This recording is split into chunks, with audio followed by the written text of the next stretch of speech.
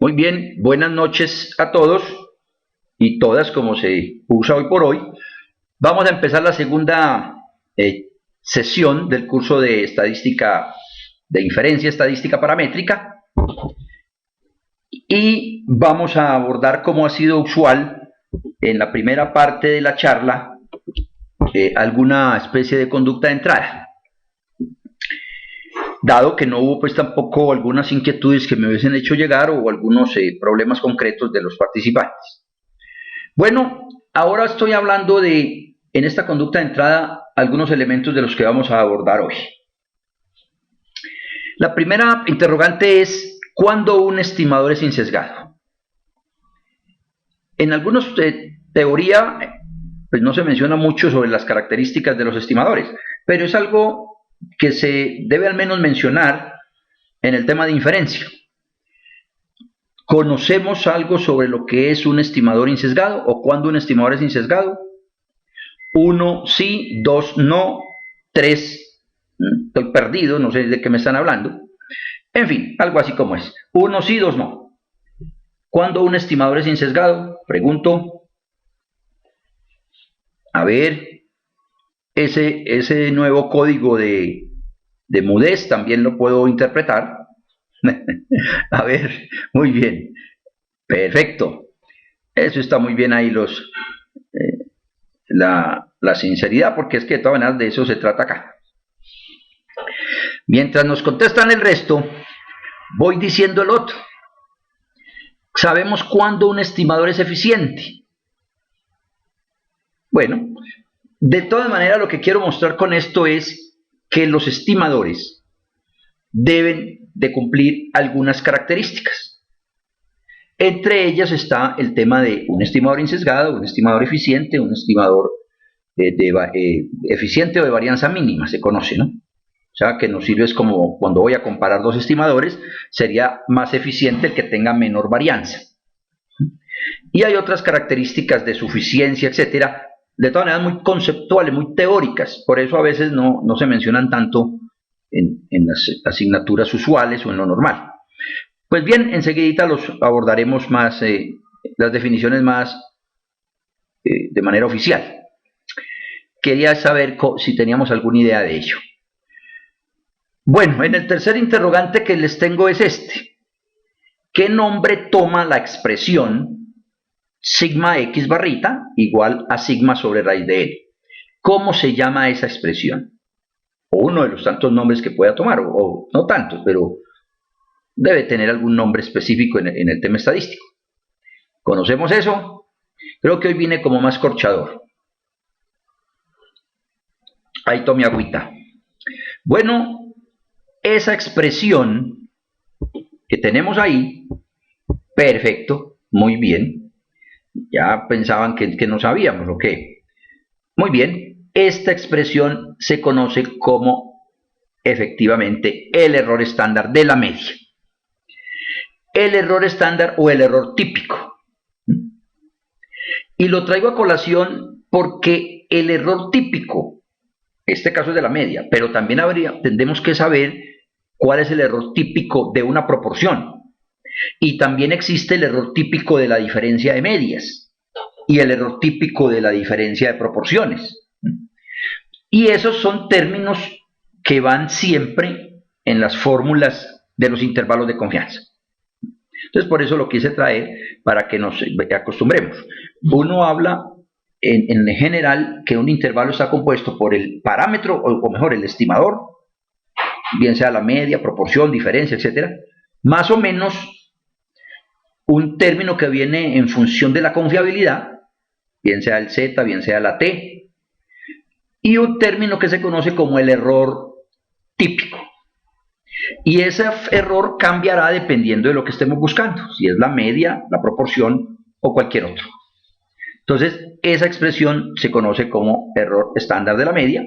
Y recuerden entonces también que el que hay en el numerador solito es la desviación estándar. Desviación estándar de la variable. El otro es una desviación también, pero de medias, lo que hablábamos también la vez pasada. Ahora, cuando uno no conoce ese sigma, pues obviamente tendrá que colocar S. Sigma es la verdadera de la población, o sea, es un parámetro, y S es un estimador, y es letra latina, y es lo que nos sirve o se utiliza para expresar o indicar la desviación de una muestra. Bueno, en el otro punto decimos, la vida útil de las baterías de carro, pudo ser cualquier otra cosa, en meses, con una confiabilidad del 90%, están en el intervalo 36 más o menos .77. La pregunta es, ¿qué supuesto se debe hacer para que ese intervalo realmente no solo sea creíble, sino que realmente aplique, o que tenga lógica al hacerlo? A ver, cuéntame, Jesús, en lo anterior, ¿qué es donde puede haber contradicción?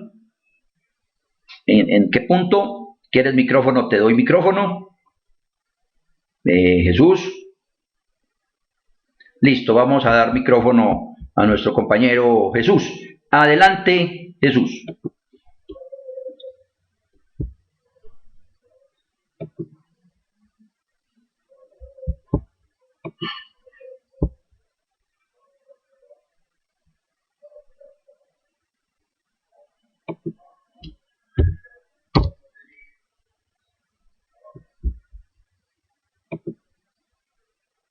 Aquí estamos reanudando la grabación y estoy esperando la posible contradicción.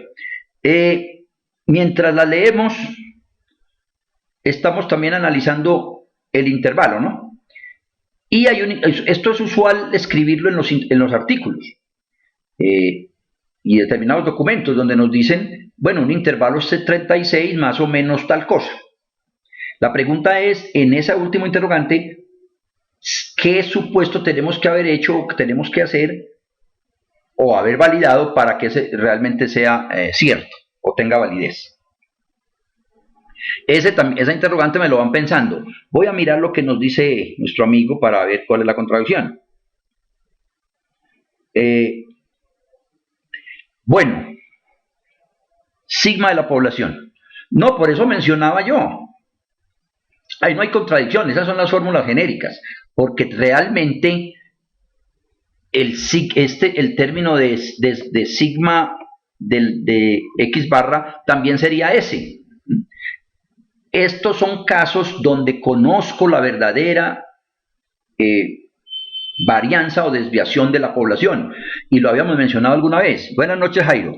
Lo habíamos mencionado alguna vez en términos de que en procesos industriales uno puede conocer las varianzas del proceso. No, pues que puede ser, es que raíz de n, en este caso, si tuviéramos eso, no necesitaríamos pues inferir nada, porque ya conozco todo. El tema es, en forma teórica general, la varianza se expresa como sigma, la desviación, perdón. Y como fórmula del error típico es la que tenemos en pantalla, siempre y cuando conozcamos sigma, o sea, conozcamos la verdadera desviación. Si no se conoce, que es muy común, tal vez lo más, esos valores se cambian por S, pero siempre será raíz de n, porque vamos a estimar un error estándar de estimación, un error de estimación. Y si yo conozco no solo la desviación, sino que tengo el n mayúscula, seguramente tendré el mu, entonces no hay nada que estimar. Pero insisto, eso es más en una forma de colocar la fórmula conceptual, y que en algunos procesos sí se tiene. ¿Sí? Muy bien. Bueno, siguiendo en el análisis acá, ¿qué me contestaron del 36 más o menos .7? ¿Qué supuesto se debe hacer para que ese intervalo realmente sí sea válido? O sí tenga como alguna credibilidad.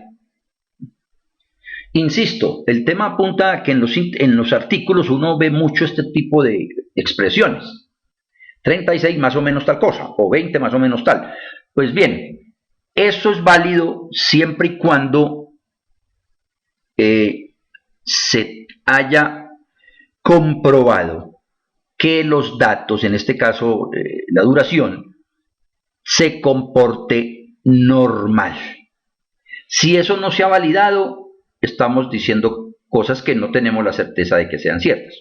¿Por qué? Porque este punto 70 salió de esta misma fórmula inicial, o sea, del error típico de esta de acá, multiplicado por un término que está influenciado por la confiabilidad. Valga decir, si es de un 95% y, y utilizamos una normal, entonces es 1,96. Ese número sale de eso, pero asumiendo que es normal. No se percibe mucho eso en los artículos, por lo tanto yo haría un interrogante en esos casos. Bueno, esa es la primera parte de conducta de entrada. ¿Hay alguna inquietud hasta acá? ¿Alguna duda? ¿Es claro eso que he venido comentando? 1 sí, 2 no. Jairo llegó en el camino, pero creo que la cogió en lo que venimos hablando. Muy bien, Jesús la coge, David también. Vamos a ver. Ahí se nos quedamos, los otros pueden estar en un 2 y en un 3, pero no importa. Poco a poquito vamos afianzando. Bueno, avanzo y sigo en otra conducta de entrada. Tal vez mi amigo Jesús se acuerda de esta diapositiva, la cogí de ahí, de otro curso que teníamos. Y era uno de los aportes de algunos momentos de nuestro amigo, compañero. Ahí tengo yo un intervalo de confianza. Recuerden, si le damos a la lupa del más que está en la parte superior de esta presentación, los numeritos se acercan. Los acercamos pues la diapositiva.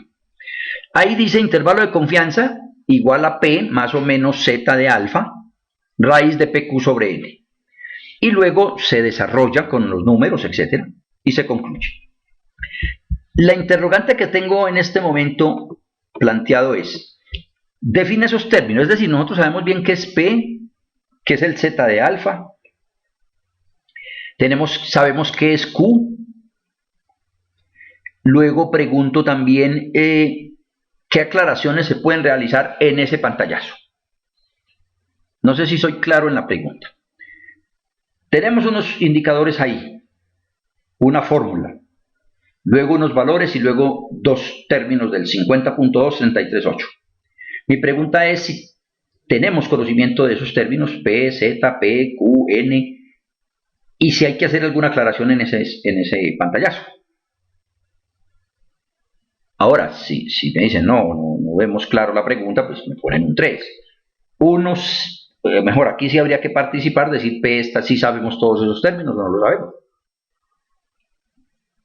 A ver, ¿cómo vamos? Bueno, les ayudo. Les ayudo porque o están digitando mucho. Bueno, muy bien. A ver, aquí este sería un intervalo para una proporción. Es intervalo de confianza para proporción. Donde la P es una probabilidad de éxito, seguramente de lo que estemos estudiando. La Q, como nos lo dicen ahí en Jairo, es el complemento, Q es el complemento de P, o sea, Q es igual a 1 menos P, es correcto. Y debo hacer otras aclaraciones. Cuando estoy hablando de intervalos, pues entonces surge la situación de que yo no hablo de Z de alfa. Debo de conversar o de trabajar es con Z de alfa medios. En pruebas de hipótesis yo sí puedo tener un Z de alfa o un T de alfa. Bien sea intervalos de confianza para promedios. Perdón, intervalos no, pruebas de hipótesis. Pero en un intervalo de confianza siempre tendremos que colocar es Z de alfa medios o T de alfa medios o cualquier expresión que tengamos que colocar de indicador, pero con alfa medios. Esa es una aclaración. Otro comentario es que también, dependiendo del N mayúscula, podría ser que en algunos casos nos tocase utilizar otro o adicionar un término de corrección para población finita. Eso también hay que considerarlo. Reitero, hay veces que bueno, John, ¿cómo estás? No, me estaba pasando desapercibido por lo concentrado que estoy en la conversación. Buenas noches. Bien, estaba mencionando que en algunos momentos este intervalo de confianza, dependiendo del n mayúscula, necesitaríamos otro término, que es un factor de corrección por población finita. Ya los iremos abordando. Eso era lo que quería conversar de esta primera conducta de entrada para ir entrando en confianza, digámoslo de alguna manera. Bueno, ahora ya quiero repasar. La vez pasada hablábamos de estimadores puntuales, pero a pesar de que se mostró un ejemplo, se hizo muy sucintamente. Pues bien, John, ¿no? Pues bueno, se perdió unos 15 minuticos, que siempre como yo hablo, pues hay algunas cositas relevantes, pero ahí en el video te llega de nuevo, ¿sí? Videito lo vuelves a leer, al menos el primero. Muy bien. Bueno, estamos hablando de estimadores puntuales. Un estimador puntual, un estimador puntual es una fórmula, ya lo habíamos mencionado. Por ejemplo, el promedio aritmético μ es el verdadero parámetro. Tiene un estimador. Aquí por la configuración de la sala y en fin, no me quedó el gorrito, sino que me quedó un cuadrito, pero realmente es μ estimado. El μ es el verdadero. Si lo pongo estimado, entonces ¿cómo lo voy a tratar de, valga la redundancia, estimar? Con X barra. X barra es la media de una muestra. Y la fórmula es XI sobre N, sumatoria. Si es con frecuencia, pues ahí se colocaría. Lo que quiero mostrar de momento es que los estimadores puntuales tienen una formulita y es un solo número. Proporción es P, que es igual a una sumatoria de X o Y sobre un N. Diferencia de promedios, X barrita 1 menos X barrita 2. Esas restas me dan un estimador puntual, igual para proporciones. La tabla que está en la mitad es porque se hicieron unos cálculos y de alguna manera pues dan unos valores, la suma hubo 24, entonces si yo divido 24 sobre 40 sería una proporción, por decir algo, de mujeres, si es que estoy contando mujeres y el 1 fuera mujer. Pues lo que trato de decir es que el estimador puntual es una fórmula, es un solo número, pero en la vida real realmente no es lo usual, no nos sirve para estimar. No nos sirve en términos de que definitivamente pues cada vez que tomáramos una muestra nos va a dar un estimador puntual distinto. O sea, siempre nos estaríamos equivocando en el informe. Eso es lo que sucede, entre otras cosas, con las famosas encuestas de opinión. Pues aquí nos tienen ya casi que medio locos con todas las encuestas cada rato, y apenas está empezando el debate político en Colombia. Imaginémonos entonces lo que nos espera de aguantarnos todos estos estimadores puntuales, donde dicen que el 35% va a votar por fulano, que el 25% escuché ayer que es los indecisos, pero ese es un estimador puntual que realmente, si tomamos otra muestra, la misma empresa que hizo ese trabajo, muy bien hecho, sumamos y todo lo demás, toma otra muestra, da otro, ya no da 25, sino que puede dar un 28, o daría un 21. Y si vuelve y lo hace en el mismo momento, en el mismo día, etcétera, le va a dar otra cosa, porque es que eso es lo lógico. Por lo tanto, el estimador puntual no es el que nos serviría para entregar en un informe adecuadamente. Nos acostumbramos en ello, pero bueno, es como cuando dice la tasa de desempleo es tal cosa, ¿no? Pues eso es cambiante.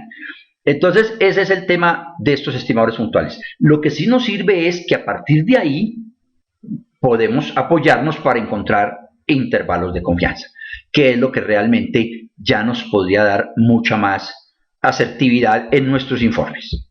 Bien, voy a dejar esta primera